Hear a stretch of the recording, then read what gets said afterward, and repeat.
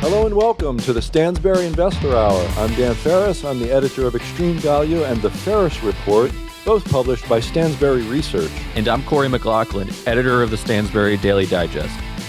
Today we talk with Empire Financial Research editor Enrique Abeda.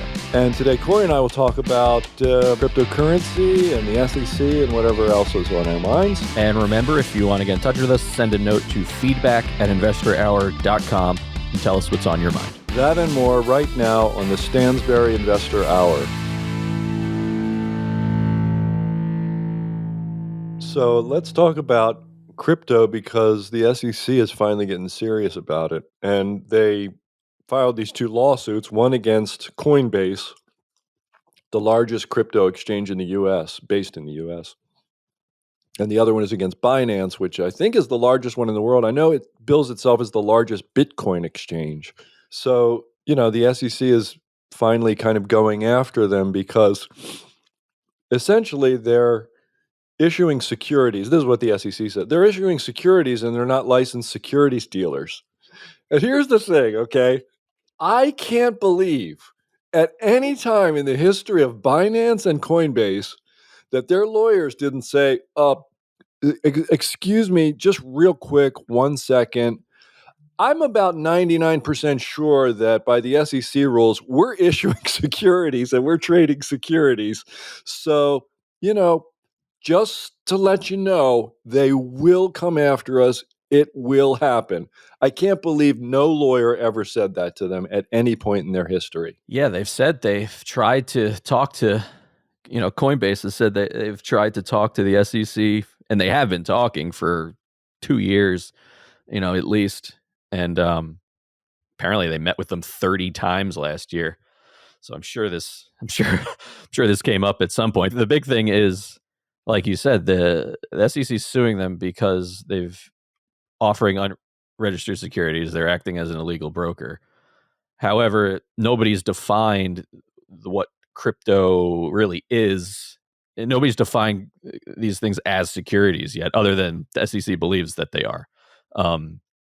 So there we go. I don't know. The SEC's been on the warpath against other crypto exchanges for a while now. Coinbase, this is kind of the last one. Yeah, I mean, it was my impression the SEC was going after like individual tokens and saying, well, you're a fraud, you're a fraud, you're a fraud, et cetera, et cetera.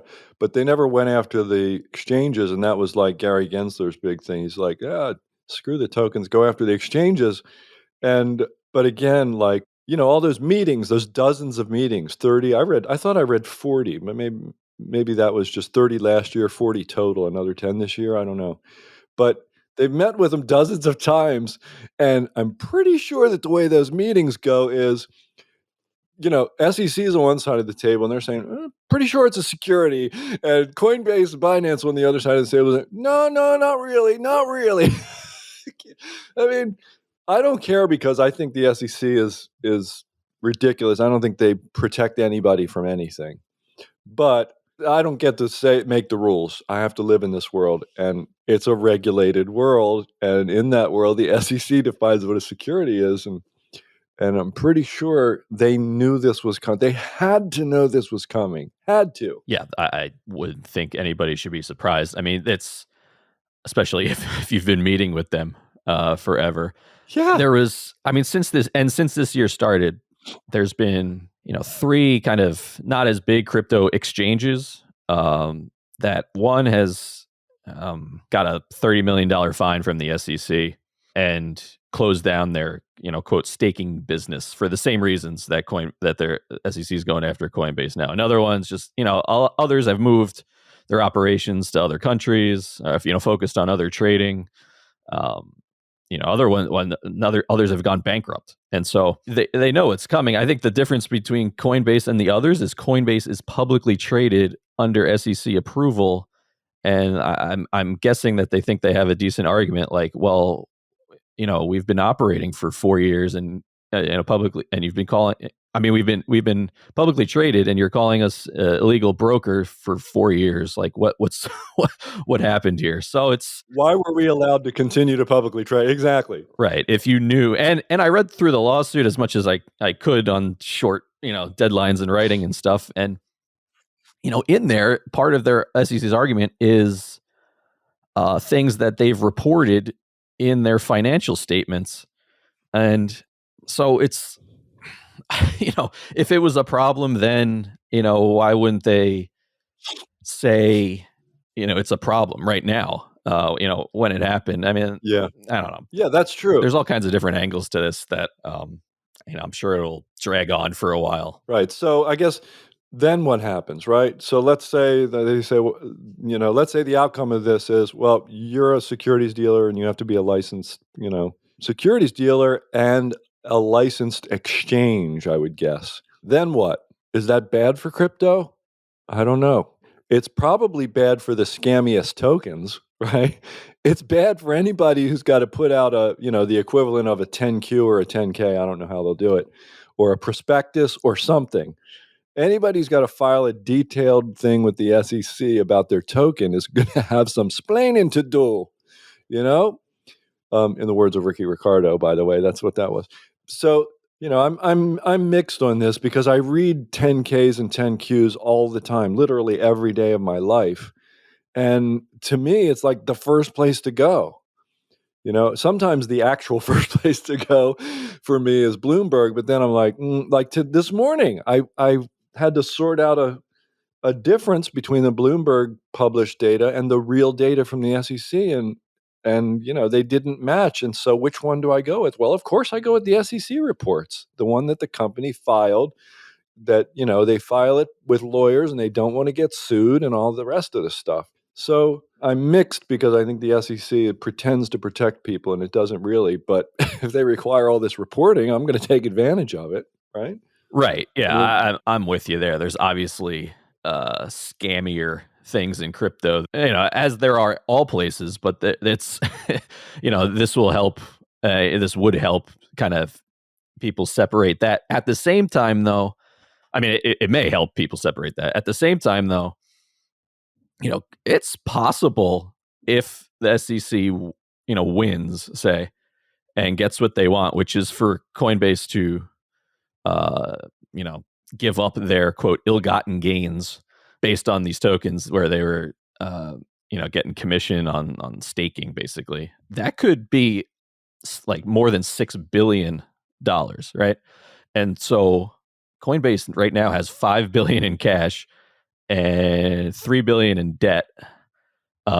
So do the simple math there. Things don't turn out well for Coinbase if the SEC wins, unless they get like a cash infusion from somewhere or settle with the SEC for less or something like that.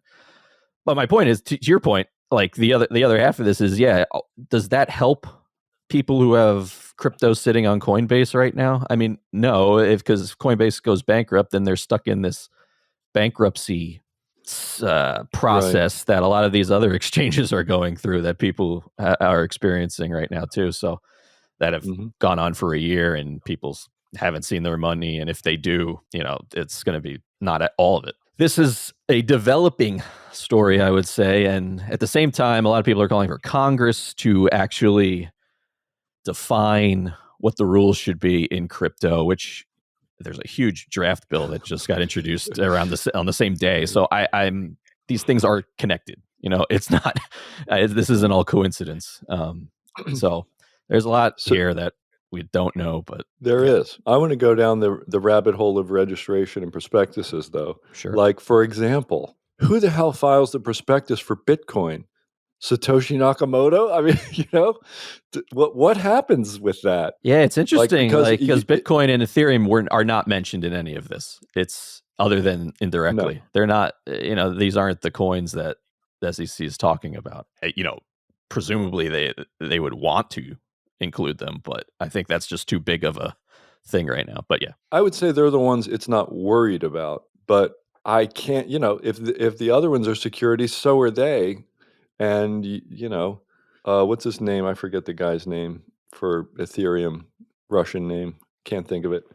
Whatever. We're two old guys trying to remember, and we can't. But so he'll file that, or his company or whatever will file that. But who will file for Bitcoin? Because if it's a security, you got to have a prospectus, or it can't trade, right? It can't be offered to the public, in other words.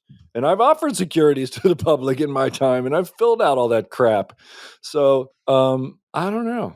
I have no idea where they're headed with all this, what it will look like in 5 years. I would hope not very different from what it looks like now, because it's a pretty freewheeling, free trading thing. It trades 24/7, which I love. I think that's the way it should be. And it could wind up being really good for the world. It's an alternative, and we need alternatives. I like competition and alternatives very, very much. And we'll see. We'll see what the SEC actually does. We know what they're saying right now. Yet to see what they'll actually do. Right. And I will say one practical thing that comes out of this, for people right now, I think we mentioned several months ago when there was another crypto thing happening. Like, this is a reminder to you if you don't actually own the crypto that is sitting on these exchanges. So, like, if somebody has money on Coinbase, you don't actually own it. And so the difference, the reminder here is to, if you're worried about that, and say Coinbase goes bankrupt and gets, like goes the way of the others, like, if you should be transferring or have your crypto in one of these self custody wallets, which are, our friend Eric Wade and their team from Crypto Capital will explain all of that. Like, that's the only way you can guarantee that it stays in your possession. It doesn't get wrapped up in a bankruptcy filing and all that stuff. So there's a bunch out there. I just wrote about it in the digest this week too. You can find some specifics there on names of these different wallets, because I mean, the last thing I would want to do is somebody to have, $10,000 sitting on Coinbase and just, be stuck without it because of what the SEC thinks is the best for everybody. So that's a practical thing, and really reminds you of what crypto was invented for in the first place, which was to be outside of the system. Like, that's the big difference here. It's supposed to be outside the system. Like, it's not supposed to be regulated per se. It's not supposed to be regulated. Yeah, it's not supposed to be. So, right. Here we are. Who's surprised, though, that the government would see something that could be competitive to all their power and want to regulate it? It's the way it goes, right? It is the way it goes. Well, I guess you and I are probably both kind of a big fat wait and see. That's where we are on this. But there are some funny things about it. We'll see. I can't wait to see who has to file the prospectus for Bitcoin. That is the one thing that I cannot truly wait for. And just to see what the environment is like after the stuff gets regulated. Maybe we'll learn who Satoshi is when that happens. Yeah, I would love to. Or if it's even one person, et cetera, et cetera. That's pretty cool. We should, maybe we'll talk some more about this with our guest who knows a bit about crypto and other things. He's actually one of the smarter investors I've met in my life. He's got his hands in all kinds of things. He's a publisher and an analyst and an investor and a really great guy. I like hanging out with him. I always run into him in our conferences and things. And he's a lot of fun, and he's just got a really lively intellect. And his name is Enrique Abeda. He works for Empire Financial, one of our affiliate companies. And he always has great ideas. He's a great follow on Twitter. Rather than me singing his praises, maybe we'll just talk to him. Let's talk with Enrique Abeda. Let's do it right now.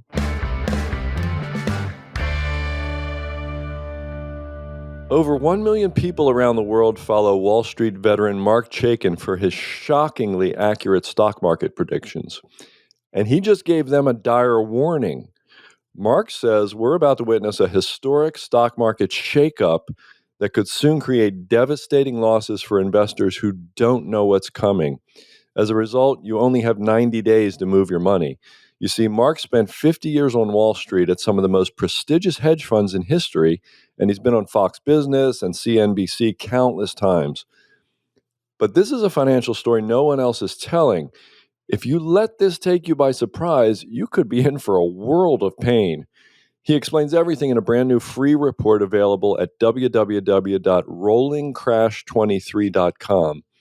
He includes the name and ticker of a popular stock that could be directly impacted by what's happening as well. Mark warned of beloved pet brand Chewy before it fell 45%, tech company C Limited before it fell 66%, furniture company Wayfair before it fell 76%, social media favorite Snap Inc. before it fell 36%, and food delivery company DoorDash before it fell 65%. Mark even called the Amazon crash before the famous FANG stock fell 35%. So you'll want to avoid the stock in his new report immediately. Again, simply go to www.rollingcrash23.com for your free copy of this new report.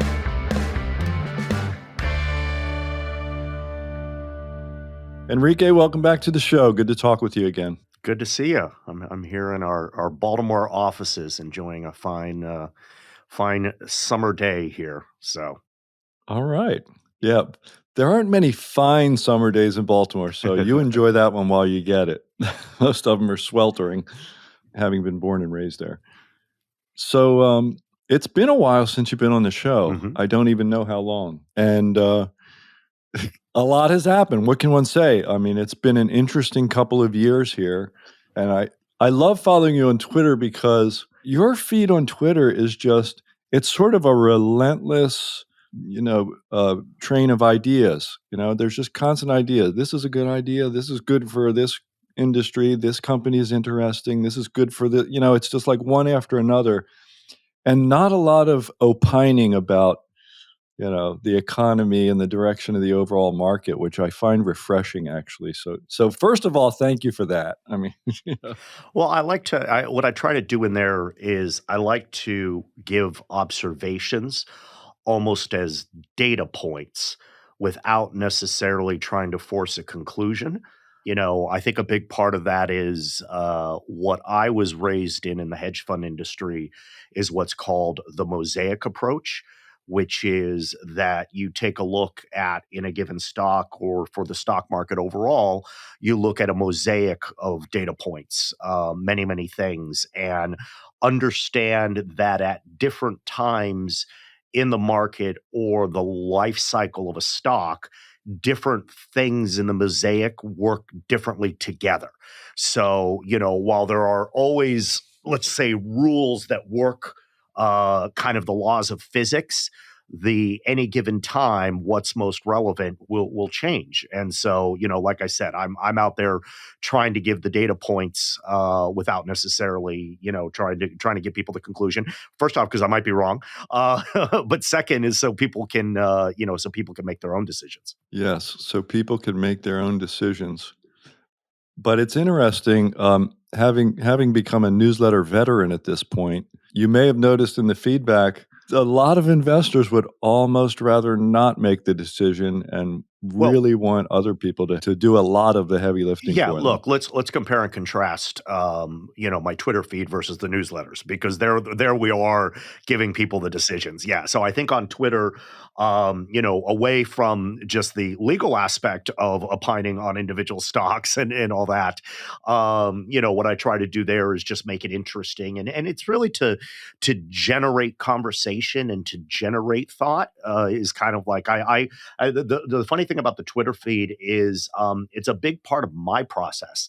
I probably spend 20 minutes to an hour every day going on there, but I'm learning from it. It makes sure it keeps me engaged in the market. It often will take me down roads that I learn things that I never knew before. But in our newsletters, it's quite different. I mean, one that I would talk about and not that we're here on a sales pitch or anything like this, but my letters basically break down sort of into two categories: trading and investing. Investing is really an idea that you've got a 2 to 5 year time frame. We're looking for 3 to 10 baggers. It may be very volatile. Look, in a bear market, that those ideas aren't going to do great. In a bull market, they'll do fantastic. But the trading letters, and this is when we talk about opining on stuff.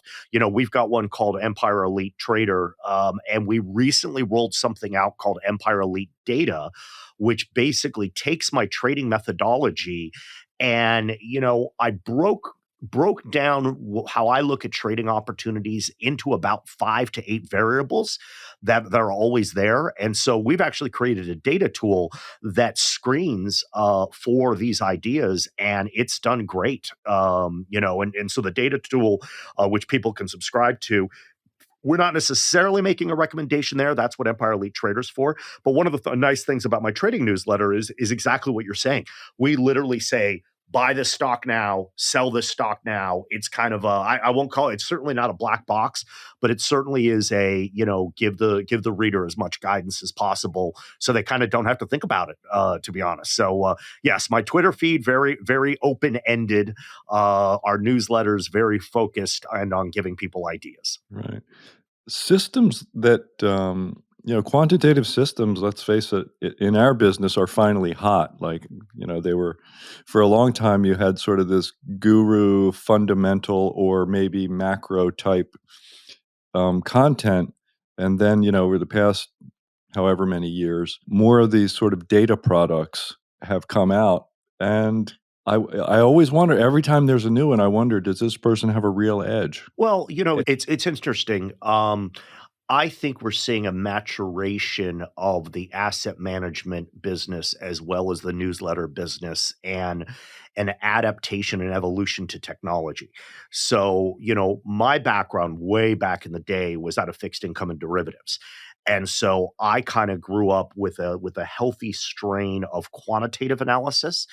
And so my hedge funds, I'm going to walk you through a little bit of a journey here. I remember there was at one point with my first hedge fund, which was called Stadia Capital.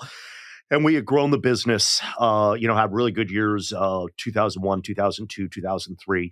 We're sort of struggling in 2004. And a big investor pulled their money. It was actually Mesero out of Chicago, someone that I respected a lot. Like we had a great relationship with them. And they one day just said, oh, hey, they had asked for some numbers.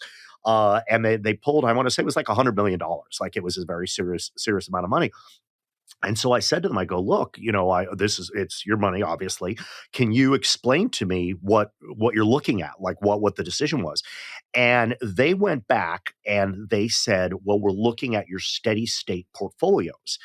And what that is they basically took every month and took what we owned at the beginning of the month and what would have happened at the end of the month if we had done nothing from a trading perspective versus what actually happened. And then they would run it on 3-month and 6-month rollers. And what they determined was that our active management was actively detracting majorly from our returns, meaning that if we simply had done nothing, our returns would have been much better. And so with my second fund, what I did, this one was called 360 Global. What I began to do was take, look, all investors kind of think there's two actions when you're making an investment. There is perhaps what I will call the fundamental or decision-making process. Am I going to buy this stock, short this stock, et cetera? But then there is the implementation process, right? Am I going to buy it right now? Am I going to hold it? Am I going to trade it, et cetera? And what I found through time is really smart managers were quite good at the fundamental process, but really bad at the implementation process. More often than not, if you run those steady state portfolios, managers far, far underperform if they had just picked the stocks and gone away. So what we did at my other fund, I actually had, was one of my best friends. He was a guy who helped develop the Bloomberg API. We put a quantitative overlay on top of our fundamental ideas.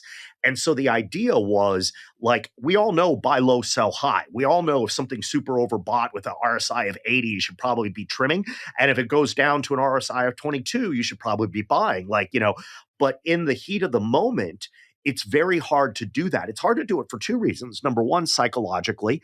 But number two, I find that most managers, they sort of kind of ran their trading ad hoc.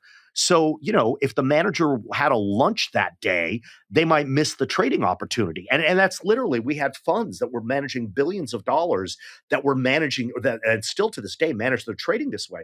So what we did is we created a system that basically overlaid our ideas and automatically sort of told us when to buy and sell. The automatic signals were based on methodologies that we developed, and that's what we've done here with Empire Elite. So, look, I'll kind of leave with this when I talk about evolution, adaptation, technology, et cetera. Renaissance technologies, this is all they do. Like Renaissance, which is Jim Simons, who I'm sure you're familiar with, arguably the most successful hedge fund in the history of mankind. And, my understanding of the vast majority of their strategies, they're literally just there harvesting what I would call human psychology induced volatility, and so the thing about, as much as we see AI in the markets, as much as we see technology, it's still controlled ultimately by humans, and the same mistakes. And this is what's so great about Empire Elite Trader. We're just taking advantage of human emotion and what happens with stocks in a highly probabilistic fashion. So I think I'll end with this. I think that the business is just growing up. That for whatever reasons, 30 years ago, the idea of adding quantitative to qualitative was just not, I don't know, it wasn't acceptable. Like, it was like, oh, well, I'm the stock picker. The reality, though, is like, when you're building a car, you use engineering, right? You get better, not worse. I think our industries are beginning to evolve into that and to take in those adaptations. So we're very much on the forefront of that. I mean, I've been doing it for 25 years. So for me, it feels very natural. Yeah, you've actually hit on a theme that, having talked to a lot of guests who have managed assets and still are, many of them, there's this constant theme of fundamental versus what we'll call technical, right? What do the fundamentals tell you to do? And they're the fundamentals tend to be, that's where you get your conviction and that's where your emotions are kind of engaged, because you say, oh, wow, this is a great business. This is a great opportunity. This thing's really cheap. And then people, as you're talking about, more often than ever now, I'm hearing, that people say, well, we overlay these technical things because we don't trust. They'll come out and say it. So many guests come out and say it. We just don't trust our ability to buy and sell at a given moment.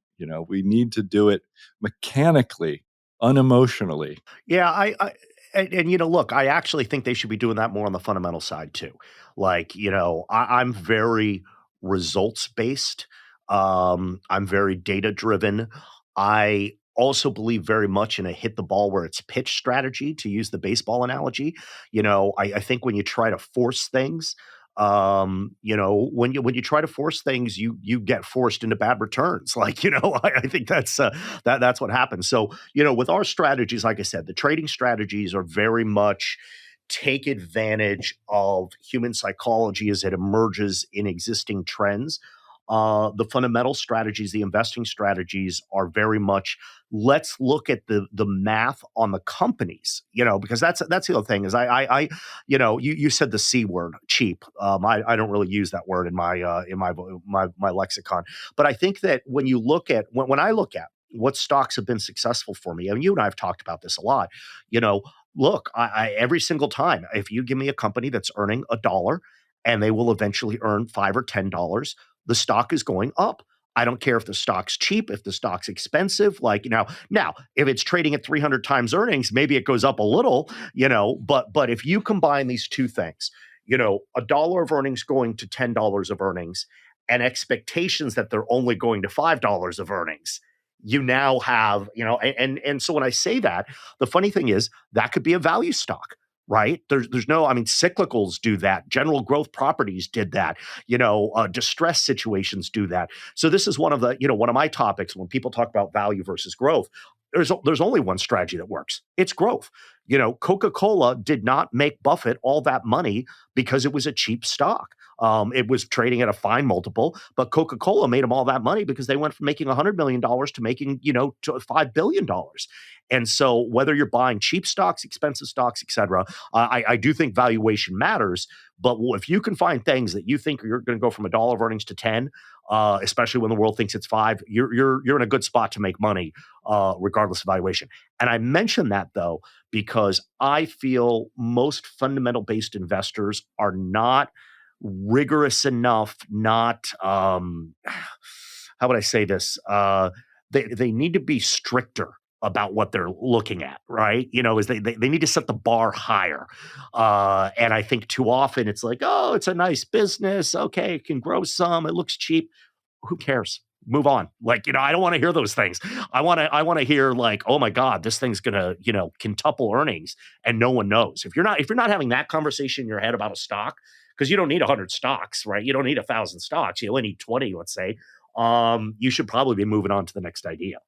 Yeah. You only need 20, but boy, finding those 20 is something, isn't it? Yeah, look though, I one of the other statistics I love to share with people is that do you realize that there's 4,000 liquid stocks in the US? Every single year, including bear markets, there are inevitably 50 stocks that are up 100%. And most years, there's hundreds that are up 100% in that given year. So why aren't you looking for those stocks? Like, and that doesn't mean they're all volatile, like, or anything like that. So yeah, no, I think that but people are just they set the bar too low, if anything, in their investing. Well, let's talk more about that. What constitutes a higher bar? You're saying fundamental. You said people who focus on fundamentals are setting the bar too low. And you're saying, well, it's a nice business and it's cheap. That's not enough.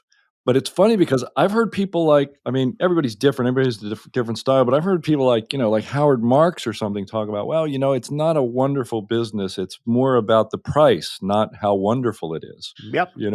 Well, look, let's just go to math. I'm a very simple person. If I'm buying a piece of distressed debt and it's trading at 10 cents and I think I'm going to get $1, then I've got a 10 bagger. That could be on a terrible business. If I'm buying a company that's earning $1 and I think they earn $10, that stock's got a good shot of going up 500 to 1,000%, whether it's a cheap stock or an expensive stock. So I always begin with that question. Like, how much do I think this asset really is going to go up? And look, it depends on the investor and what your goals are, right? Like, I think that an investor can sit there and say, oh, okay, well, I'm looking for stability, and maybe you're a little bit older or things like that. But I just come back to the math, and I'm very different than this. My buddy Ricky Sandler actually posted something on Twitter. I was flying yesterday, so I didn't respond to him, but he's like, yeah, people spend too much time looking for 10 baggers. And I completely disagree. I think people don't spend nearly enough time looking at 10 baggers because, let's have fun with math. Let's take 5 stocks and let's hold them for 3 years, 5 years. One stock goes to 0. One stock gets cut in half. One stock is flat. One stock is up 30%. And one stock is a 5 bagger. You have a 20% plus IRR on that portfolio of stocks. And so, mega returns can make up for a lot of mistakes. That's not saying you should be making those mistakes. That's not saying you should go out and, own something that is potentially going to go to 0. But, look, I'm a math guy, man. Like, if there's big math can make up for a lot of mistakes. And ultimately, fundamentally, I don't think big math is that hard to find, right? In either value or growth. Just look at the underlying business, and just say, okay, how big is the TAM? What is their market position? What is the potential growth? It's out there. And we've got 100 years of economic examples showing us what they are. So again, I think people just set the bar. People are too undisciplined as traders and set the bar too low as fundamental investors. Too undisciplined as traders is quite another theme that comes up very, very often. What I figured out, I think, is that people call themselves traders, but they either don't have a system or they maybe have a system that they go outside of it too much. They exercise too much discretion and wind up, the decisions that they make outside of the system, they've effectively abandoned it. So, those results and the system's results are two different things. I also don't think that the core methodologies sometimes are very sound. Like, people are very loosey-goosey even with their methodologies when it comes to trading. It's funny, I feel like there's almost a intellectual disrespect for traders by everyone except the most successful hedge fund managers in the world who all were traders, Right, and they build their systems. They take 10 years to build their systems, and then people are saying, well, I'm just, Yeah, I mean, People hear something somewhere and then they think that's a system, and it's not. but if you look at, Millennium, Renaissance, Citadel, even Steve Cohen, they're all doing what I'm saying. It may not seem like it sometimes because they will they will plug in managers who may or may not be bought into the quantitative aspect of it, but they have a quantitative overlay on top of them, and they're managing the managers that way. So look, let's take this back to an everyday investor though. Come up with some very simple rules. Decide whether you're trading or investing. In trading strategies, come up with a plan that you think works. Execute that plan. In investing strategies, come up with a plan and execute it. My partner Gabe and I always say this thing: plan the trade, trade the plan. I think the problem is most people don't have a good plan and then they don't stick to it. So, lo and behold, aren't very good when you do. Yeah. It's just like anything else. It's the oddest thing because I feel like a lot of people are drawn, they're drawn to the making of money and, rather than what really goes into it, which is the building of a system. If you're drawn to the making of money, your focus it winds up being too short term and you're not focused on the thing that results in, a regular sort of almost a reliable result. I don't want to use that word, but good results over time. And you don't get that except by long effort. I mean, it's building a house, it's farming. It's not like, I also just a think, quick hit. stock picking and I'm a very anti-value investor. I actually think the cult of value investing has done more damage to investor returns than almost it's equally as bad as the cult of speculative bubbles.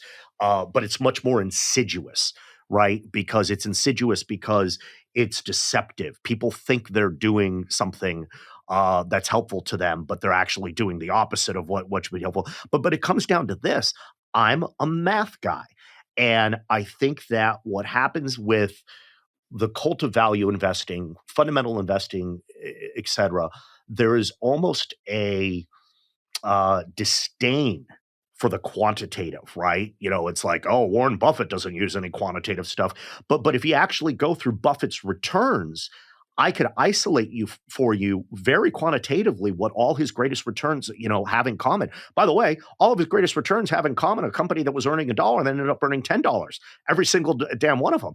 So, I think that again, maybe being more rigorous about your underlying methodologies and then the implementation of them, I think that's where people fail. And we spend a lot of time on that. We're very, I'm very unorthodox in a lot of ways, but when it comes to, I have very strong orthodoxies when it comes to my trading and investing. They're all data based. Based on what I've seen has actually worked across the last 50 years. Can you generalize what has worked across the last 50 years? I already have a bunch of times, Besides, a dollar that goes, yeah. Look, here's some simple rules, and then I'll bring it back to, I'll actually put it in trading. Companies that grow earnings from $1 to $10 tend to go up, not down. Companies that beat expectations tend to go up, not down. Companies with positive earnings revisions tend to go up, not down. Look at the total addressable market of the business, and do they have the ability, that does the math actually work? So, like what we do, we'll do this both for trading and investing. I go into Bloomberg and I do screens. First thing I look at are the trajectory of earnings. Second thing I look at is what are earnings revisions doing. Third thing I look at is the history of discrete earnings reports. Fourth thing I look at is I think about the business and actually say, does it make sense that this business could go from earning $1 to $10?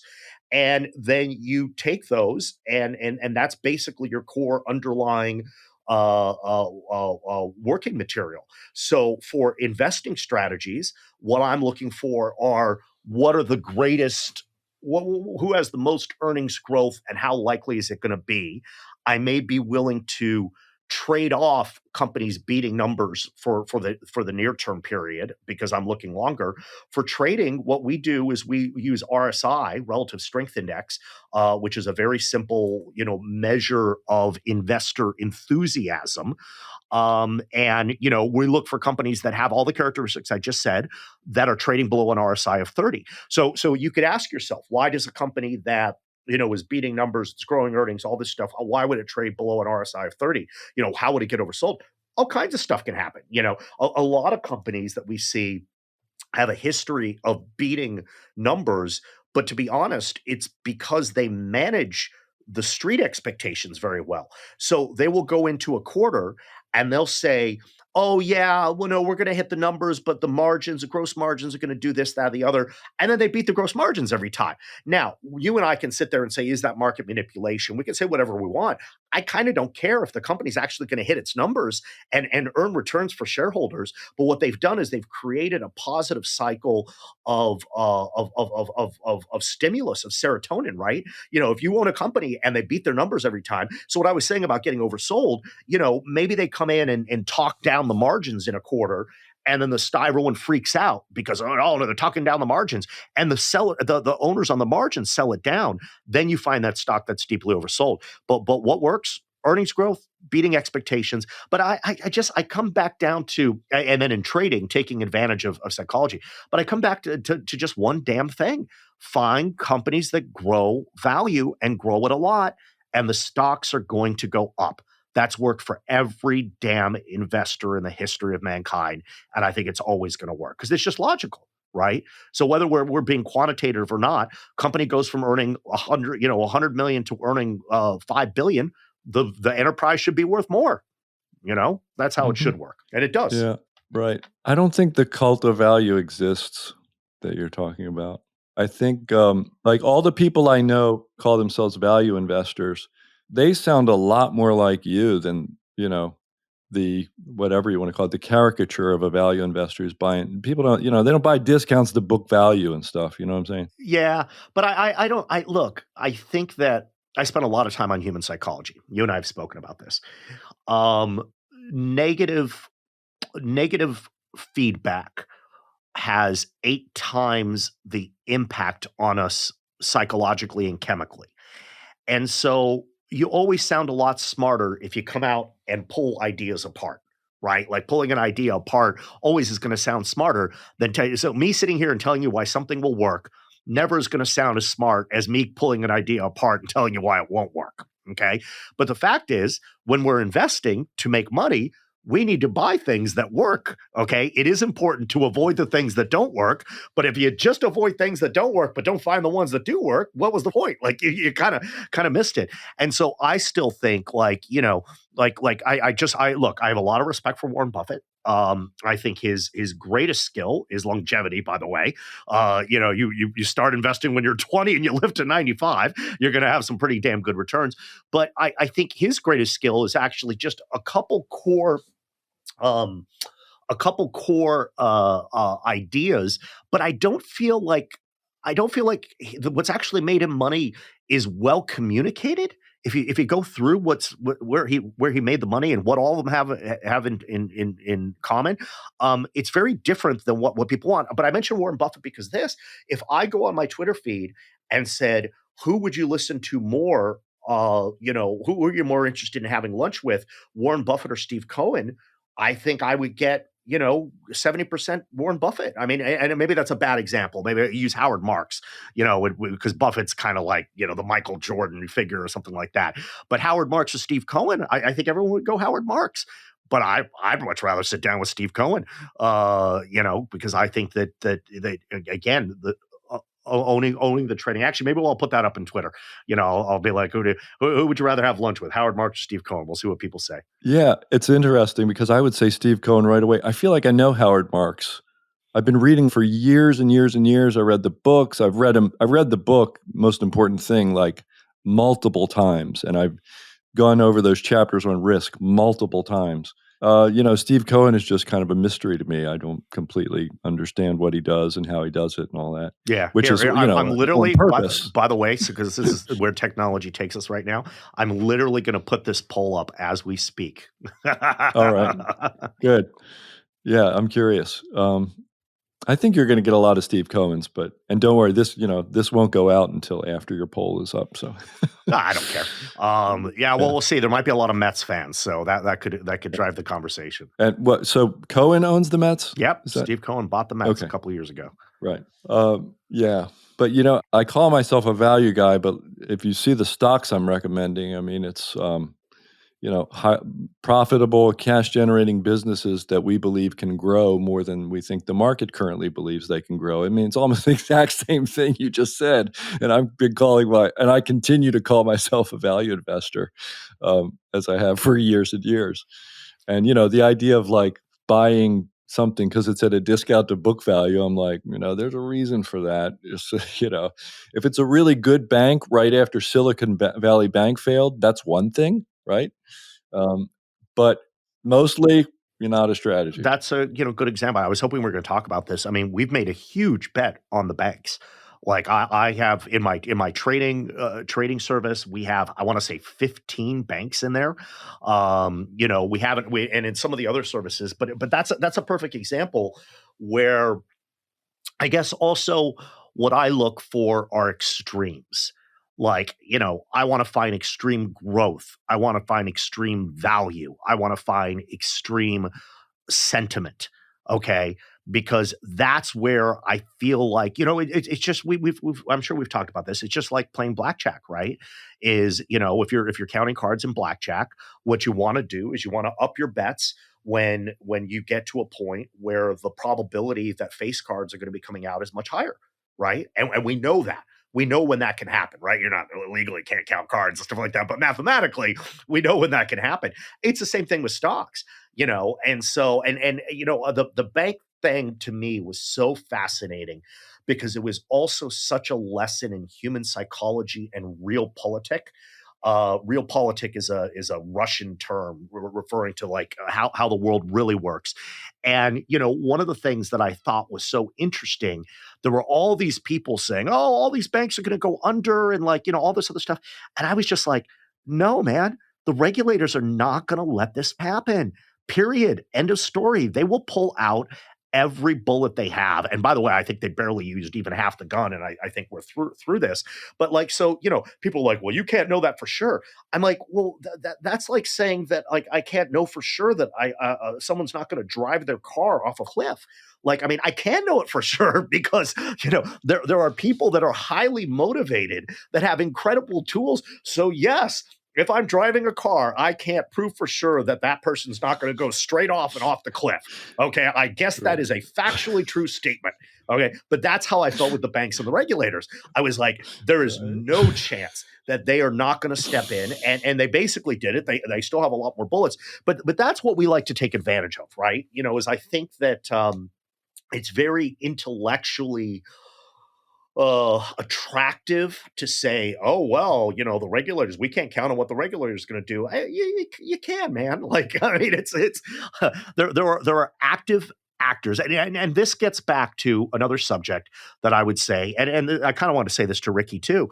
You make money by being optimistic, not pessimistic. You can manage your risk by being pessimistic, but people forget the U.S. economy grows, the regulators and the government and the actors in the US economy are all focused on actual growth. Economic growth is the single greatest thing to happen to humanity in our history as we bring down human suffering. And so the system is rigged. By the way, the system's rigged to go up as it should be. It's called human progress. But like, this is the big picture that people get lost in, is like, "Oh no, the regulators aren't going to do this." I was like, "No, man, like we can make this bet." And look, some of them will be wrong. Okay. But more often than not, like when you get extremes like that, it was, now we recommended the banks a basket approach, because I was like, I don't know, any given bank could go zero. But if two go to zero and four of them double, right? I'm in good shape, right? in terms of aggregate return. Right. It's the ascent of man is a topic that frequently comes up on the show, where I frequently bring it up because it's what we all want to happen, and it is happening, and it's actually happening, at a greater pace for more human beings than ever before. I think what's that guy's name? Vaclav Smil. I think he was saying there's like, if there are almost 8 billion people in the world at this point, it's like 7.5 or more billion people, like overwhelmingly are not food insecure. They're not malnourished, basically. And that's Absolutely. incredible progress. And it means other things too. It means they're capable of doing other things. When you look at I look at it as percentage of human suffering. Look, I've spent a lot of time studying happiness also. And what's interesting is once humans get past food security, shelter security, and what I will call violent security, right? I can eat, I've got shelter, and I'm not getting killed or raped. That's the basics. And once we're beyond that, what's fascinating is that happiness is very not correlated to income. Okay. In fact, the Oh lower yeah. half of that is slightly happier than the upper half of it. But I think that human beings, we're kind of pre-programmed to once we get past, eating, sleeping, and not getting killed or raped. We're kind of like we're just who we are, and we make our own happiness. And so, but my point is like, and this gets back to the stock market. This gets back to investing, because I want to bring it all like this. Every single day that happens is the single best day in human history so far. Okay. Now, some days might be worse because there was a flood and, 100,000 people died. Sure, So I'm not getting into the particulars, but in aggregate, on moving averages, when we look at percentage of people suffering from food security, suffering from shelter security, suffering from violence as a percentage of humanity, it is just going down and down and down. That doesn't mean we can't do better, but look, optimism wins. If there's one thing I would have done, if I, I started on Wall Street when I was, as a portfolio manager analyst, I started when I was maybe 22, 23. I wish me now just walked into that me and just said, be optimistic, find things that are earning $1 that will earn 10 and ignore everything else. Don't try to be a smart naysayer. Yeah. Yeah, I agree. I wouldn't be talking to you. I'd be hanging out with Elon Musk on our moon base because I'd be so wealthy. Had I simply done that. So but again, it's based on optimism, based on belief. Like things do work out. Like, I feel like we're on a roll here, and I learned something. I read this wonderful book by Benedict Carey called How We Learn, and it said that the best way to learn things is to find that moment when you're really on a roll and things are really flowing, and that is when you stop doing what you're doing. So the way we stop doing what we're doing here on the show is, and we've actually been talking the usual amount of time anyway, it just so happens, is to ask the final question. okay. And I mean, I almost feel as though you've answered it, but I need to ask it anyway. And that's, if you could leave the listener with one thought today, what would it be? And if you've already said it, that's cool. Yeah, look, it is. Be optimistic. Be optimistic. I mean, I guess how about this? Maybe I'll put it in one sentence. Be optimistic with discipline. I think that's the challenge with optimism is it can veer into speculation, and unchecked optimism without underlying methodologies and disciplines is probably the greatest destroyer of value for investors. But the ultimate failure of investors is, in my opinion, not being optimistic enough. And I think that Like consistently. Yeah. yeah, it's optimism with discipline. I think that's with a methodology, and that's what works. I mean, I've been doing this for 30 years. I clearly can see what works, and I wish I would have done more of that. Like I said, maybe when I don't know if my son, he's 10 years old right now. I don't know that he'll ever go to Wall Street or whatever, but if he does, I'm going to slap him around when he's 22 and say, just buy the damn stocks that go from earnings from 1 to 10. So. And he'll live to be 100, so he could be the next Warren Buffett. How about that? There you go. That's an optimistic note. Listen, man, I always enjoy talking with you. I enjoy just like setting you loose and listening, and I'm taking notes and thinking, and it's always very stimulating for me, and I know it is for our listener too. So thanks for talking with us. No, absolutely love to do it. Follow me on Twitter at Enrique Abeyta, Enrique Abeyta. Would try to put some interesting stuff up there that can be helpful for investors, and check out our branch of the MarketWise Empire Financial Research. Appreciate the time. Yeah, you got a website, Yep, empirefinancialresearch.com? www.empirefinancialresearch.com. All right, thanks again, man. Really Cool. appreciate it. Good to see you, Dan. Yeah, you too.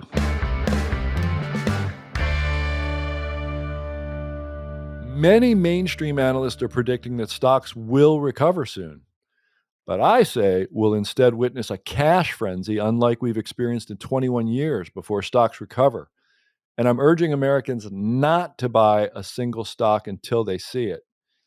I predicted the Lehman Brothers crash in 2008, and I called the top of the NASDAQ in 2021. But this is the number one most important thing to pay attention to for 2023. And I'm not talking about another market crash or politics or inflation or any of these other things. As all this unfolds, the financial consequences of what I'm talking about could last for several decades if you don't understand what's happening. There will be winners and losers, and now is the time to decide which one you'll be. This is why I strongly encourage you to read about my warning totally free today. It's all spelled out in a free report we've put together. Get the facts yourself. Go to www.stockdeadzone.com to get your free copy of this report. You can learn how to get my 4 steps to prepare for what's coming. Again, that's www.stockdeadzone for a free copy of this new report. So it's always an enjoyable and enlightening and educational conversation with Enrique Abeyta. He always has a deeper, some often sort of different view of things.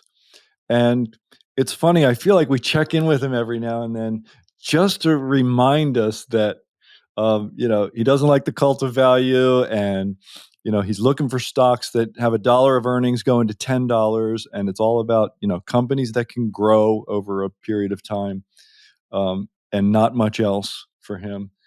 And, and then, he worked sentiment and other things into the conversation. And I just think he's a really good investor. He's obviously got a lot of experience. I mean, he grew his hedge fund from I think it was like $500,000, like 500,000 to over $1 billion. So, he did pretty well. All right. He was talking about a client that he lost money. He didn't, he lost their account. They pulled it from him. He didn't talk about all the money he made for all the other clients, which he certainly did. And it shows, he just has a deeper view of things that I sort of insist that he share with us periodically. He's going to be a regular. Every 6 or 12 months, you're going to be hearing from Enrique. Like I said, I learn from him every single time. It's a learning experience for me. And I take notes and I try to work, his ideas into my own, work, my own analysis of things. I always come away with saying, maybe I should do this. Maybe I should do that. Maybe I should run this screen or, do this test or whatever. So it's really cool to talk to Enrique. Another really fun, enlightening interview. We've had some really good ones lately. I just feel like they get better and better. I hope you do too. I feel like our conversations with our guests just get better and better over time. So that's another interview, and that's another episode of the Stansberry Investor Hour. I hope you enjoyed it as much as we did. We do provide a transcript of every episode. Just go to www.investorhour.com, click on the episode you want, scroll all the way down, click on the word transcript, and enjoy. If you like this episode and know anybody who might like it, tell them to check it out on their podcast app or at investorhour.com. And do us a favor, subscribe to the show on iTunes, Google Play, or wherever you listen to podcasts. And while you're there, help us grow with a rate and a review. Follow us on Facebook and Instagram. Our handle is @InvestorHour. On Twitter, our handle is @investor_hour. Have a guest you want us to interview? Drop us a note at feedback@investorhour.com or call our listener feedback line, 800-381-2357. Tell us what's on your mind and hear your voice on the show. For my co-host, Corey McLaughlin, till next week, I'm Dan Ferris. Thanks for listening. Thank you for listening to this episode of the Stansberry Investor Hour. To access today's notes and receive notice of upcoming episodes, go to investorhour.com and enter your email. Have a question for Dan? Send him an email. feedback@investorhour.com. This broadcast is for entertainment purposes only and should not be considered personalized investment advice. Trading stocks and all other financial instruments involves risk. You should not make any investment decision based solely on what you hear. Stansberry Investor Hour is produced by Stansberry Research and is copyrighted by the Stansberry Radio Network. Opinions expressed on this program are solely those of the contributor and do not necessarily reflect the opinions of Stansberry Research, its parent company, or affiliates. You should not treat any opinion expressed on this program as a specific inducement to make a particular investment or follow a particular strategy, but only as an expression of opinion. Neither Stansberry Research nor its parent company or affiliates warrant the completeness or accuracy of the information expressed on this program, and it should not be relied upon as such. Stansberry Research, its affiliates, and subsidiaries are not under any obligation to update or correct any information provided on the program. The statements and opinions expressed on this program are subject to change without notice. No part of the contributor's compensation from Stansberry Research is related to the specific opinions they express. Past performance is not indicative of future results. Stansberry Research does not guarantee any specific outcome or profit. You should be aware of the real risk of loss in following any strategy or investment discussed on this program. Strategies or investments discussed may fluctuate in price or value. Investors may get back less than invested. Investments or strategies mentioned on this program may not be suitable for you. This material does not take into account your particular investment objectives, financial situation, or needs, and is not intended as a recommendation that is appropriate for you. You must make an independent decision regarding investments or strategies mentioned on this program. Before acting on information on the program, you should consider whether it is suitable for your particular circumstances and strongly consider seeking advice from your own financial or investment advisor.